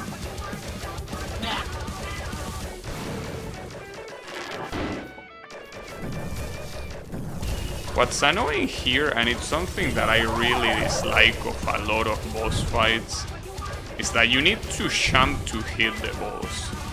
I know that doing it that way makes it less of a button mash, but I mean, at the end of the day, it still makes it a button mash. It's just that instead of mashing one button, you mash two. I wish that boss fights didn't require you to jump to hit your opponent. You could just do it in the ground, and you only needed to jump to dodge something. Having to jump just to deal regular damage is so annoying.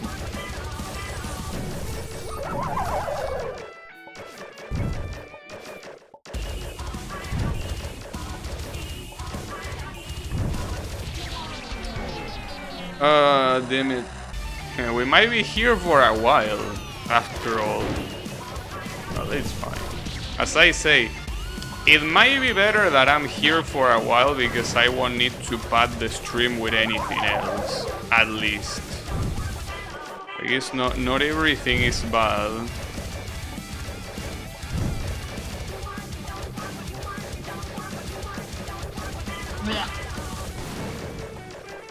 Was it Heaven Trap 2 where you had to double jump to hit a boss?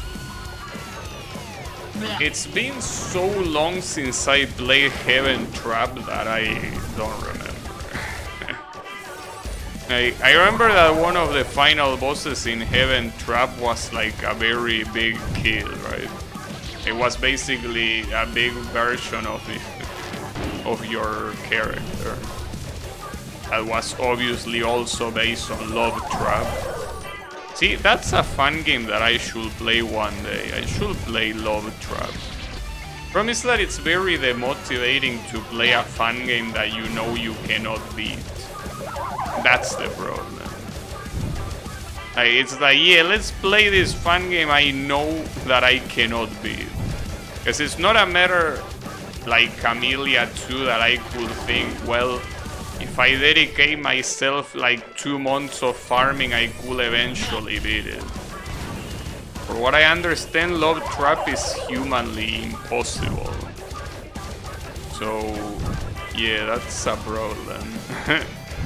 That's a little bit of a motivation killer, if you ask me.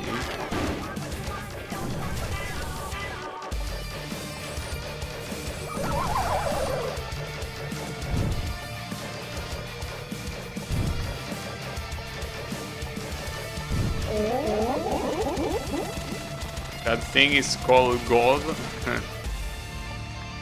It might have been. Okay, so I need to jump at the very end.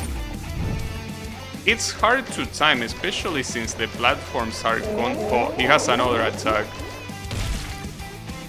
Okay, that attack doesn't seem that hard. You know, oh, he has another attack.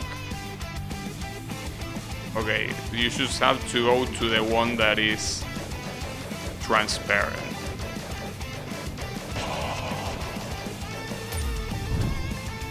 But it's very hard because if you stay in a platform, you're gonna end up falling. That's the issue. You cannot just stay in a platform for as much as like.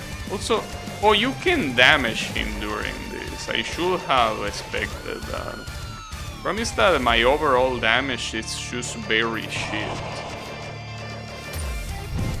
Ooh, that was very close. I didn't time it properly. You can also hit it during this. It's just that I will assume he has a hitbox while he's doing that.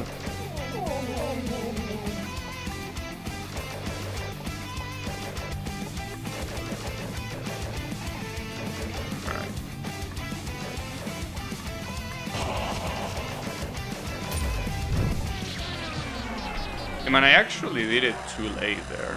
I'm not sure if it's a better idea to jump to dodge it or to fall. Because when you fall, the speed is something that is given to you automatically by gravity. That's how gravity works, but it seems complex because it seems that you kinda need to jump twice. Like, you need to jump once into a platform, and then once in that platform you jump out. If you're gonna dodge it by jumping and not by falling. Man, how long are you gonna take to fucking go away? Holy shit. Stupid ass projectiles.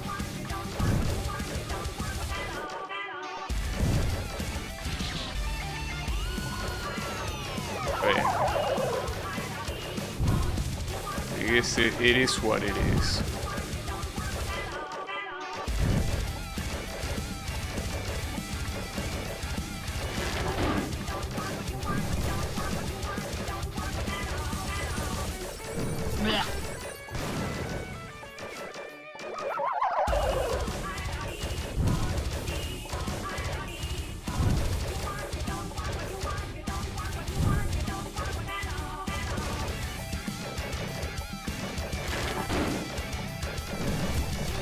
Gotta say that after listening to it for a while, I'm not the biggest fan of this song. I gotta tell you. At least not for a boss fight.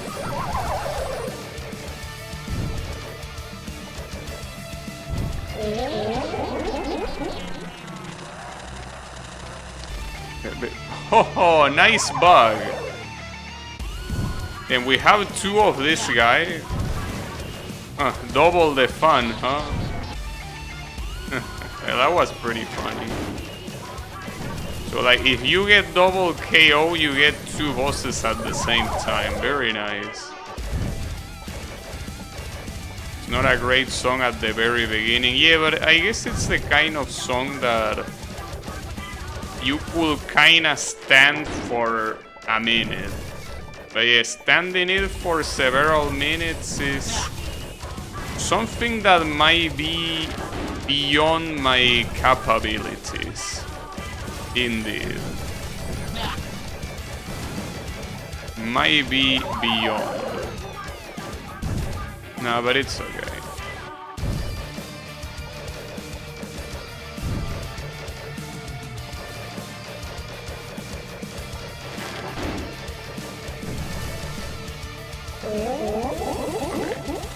The issue is that I still don't know how to dodge the rush attack. Like, should I drop?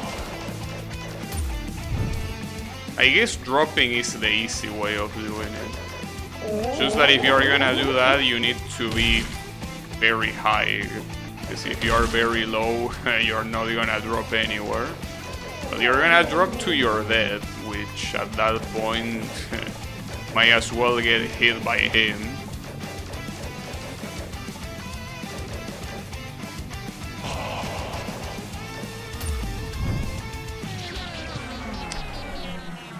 Oh man, that's so annoying, dude. Fuck me. It also has zero tolerance to off-screen. The moment that thing is off-screen, it stops existing. Or well, rather, you should get killed by off-screen immediately. Whether the platform exists or not is irrelevant. Yeah, that's an issue. You really have to be in a very high platform to dodge that. God damn it.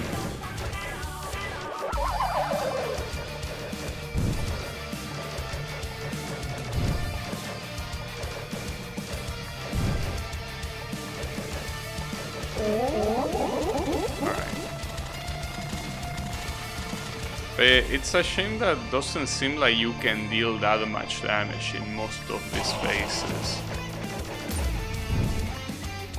You just don't have too much damage to do. I mean, you could do that, but see, the thing is that that's risking it way too much. You could also probably hit this once. Yeah, you can hit them multiple times indeed. Yeah, at that point you are just going for quite the risky strats.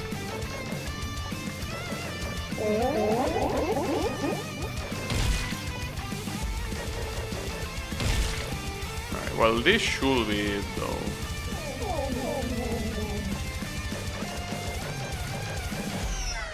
Yeah.